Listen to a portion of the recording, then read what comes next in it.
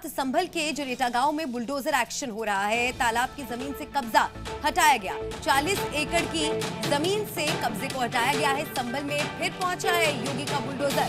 तो संभल में bulldozer action देखने को मिल रहा है। संभल के जुरेटा गांव में बुलडोजर से ये कार्रवाई हो रही है। तालाब की जमीन से कब्जे को हटाया जा रहा है। दरगाह के अवैध कब्जे पर भी क्या बुलडोजर चलेगा? और संभल में बुलडोजर कार्रवाई देखने को मिल रही है।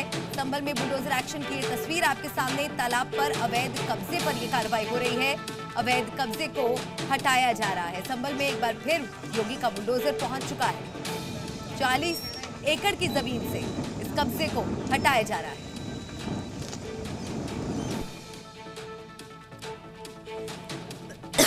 संभल के जनेटा गांव में आज राजस्व विभाग की टीम यहां पर पैमाइश करने के लिए पहुंची। पैमाइश करने के बाद ये जो आप तस्वीरें देख रहे हैं कि बुलडोज़र के ज़रिए यहां पर ज़मीन पर जो अवैध रूप से कब्जा किया गया था किसानों के द्वारा, उसे अब कब्जा मुक्त कराया जा रहा है। बुलडोज़र यहां चलाया जा रहा है। ये जो तालाब की ज़मीन आप देख रहे हैं, 100 बीघे की तालाब की ये ज़मीन है और इस पर 40 बीघा जो ज़मीन है उस पर अवैध रूप से कब्जा कर लिया गया है।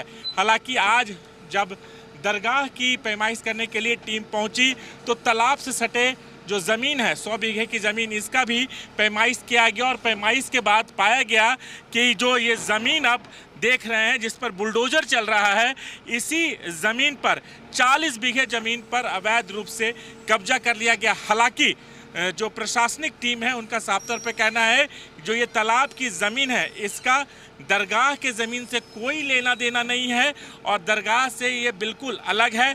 लेकिन दरगाह के साथ ये ज़मीन थी जिसका पैमाइश किया गया और पैमाइश के बाद ये पाया गया कि ये जो ज़मीन थी 40 बीघा की ज़मीन जिस पर अवैध कब्जा था और उस अवैध कब्जा को बुलडोज़र के ज़रिए हटाया जा रहा है।